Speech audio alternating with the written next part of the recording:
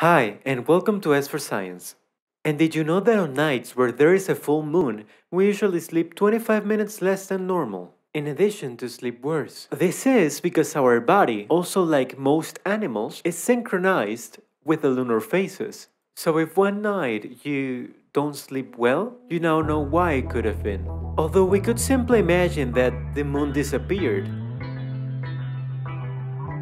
What would happen if the moon disappeared? We all know that this will not happen all of a sudden. But let's just imagine.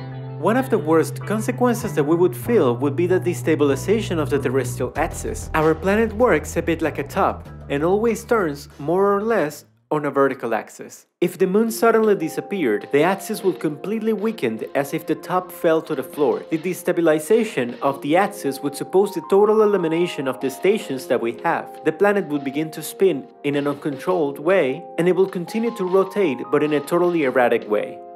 This would cause our planet to lose the areas of constant cold, which would also cause all the ice to melt. This melted ice would notably increase the sea level, and all the large coastal cities would be flooded. Even more devastating effects would be the great droughts and the great glaciations that could occur, since depending on what position the axis takes, there will be areas in which it will always be very hot, while others the sun would practically never shine. An even more devastating effect, but equally probable, would be the aligning of the Earth's axis directly towards the sun. This would make half of the Earth always day and the other half always night.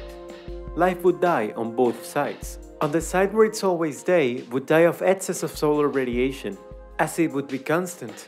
But in the zone in which it's always night, they would also die due to lack of solar radiation. That would first cause the plants to die, and then the animals, including us.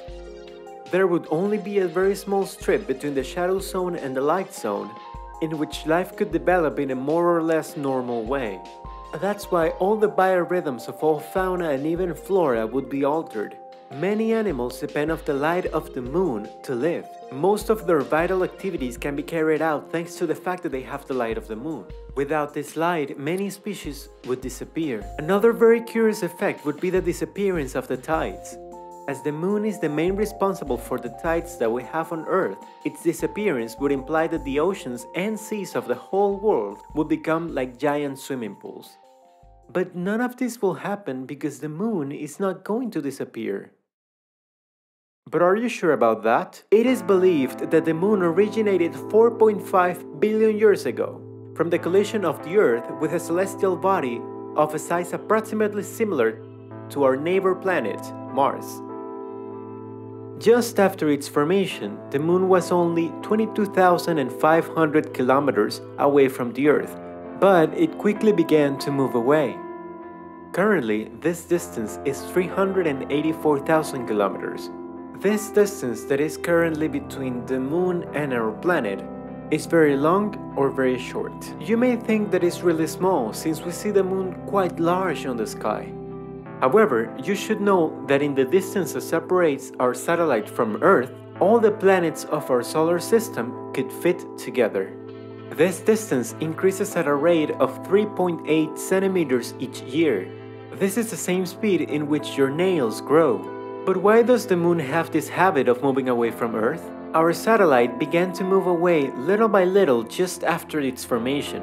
Since the tides of the sea that we had and continue to have caused the swelling of the planet's waters, which in turn makes the moon set itself in an increasingly distant orbit.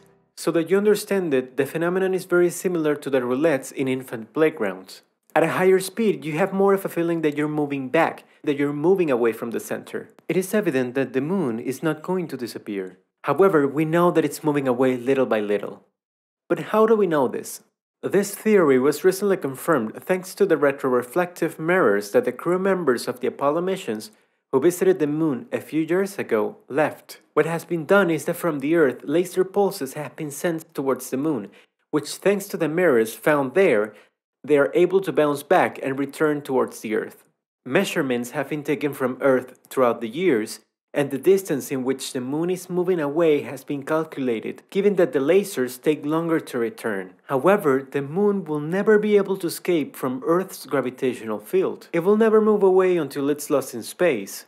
What will happen is that our sun will evolve into a red giant. This procedure will also increase the density of the void that exists between the Earth and the moon, and also its temperature. The vacuum will cease to be, and this will cause the moon to suffer a force that pushes it back towards the Earth. It will come closer and closer to our planet until it has exceeded a limit in which its gravitational force will not be strong enough to keep it stable. This will cause the moon to disintegrate at a given moment, scattering all its pieces around the Earth, so our planet will have rings.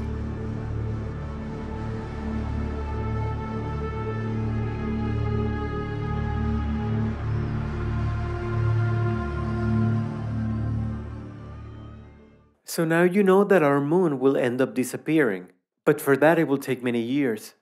However, the effects will already be noticeable much earlier. As the moon moves away, all the gravitational effects that it brings to Earth will weaken. The terrestrial axis will greatly destabilize, and the tides will also be greatly weakened. This will make the species that inhabit the planet have to evolve to adapt to new conditions that our planet will now have, including humans. Who knows, in 600 million years, our descendants may have flying cars, but what they won't have will be solar eclipses, given that the moon will have already moved too far away. And that's it. I hope that you liked it, and if you liked it, please leave a like, share it with all of your friends and acquaintances if you think that this video may interest them. And that's it. Goodbye.